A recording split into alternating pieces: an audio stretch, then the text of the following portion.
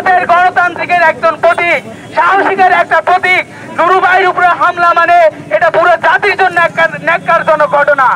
আপনারা জানেন আমরা ইতিপূর্বে জাবাকে নিষিদ্ধ করার জন্য আন্দোলন করেছি। জাবা হচ্ছে তারাই যারা বেশিরভাগ আন্দোলনকে, যারা এই স্বৈরাচার হাসিনাকে বৈধতা দিয়েছে বারংবার, যারা নির্বাচনে হাসিনার ভিডিম সেজে তারা সবসময় আওয়ামী লীগের একটা দামি নির্বাচন উপহার দিত। আমরা স্পষ্ট বলতে চাই আজকের এই নৃশংস ঘটনার পরে জাবা অবশ্যই নিষিদ্ধ হতে হবে।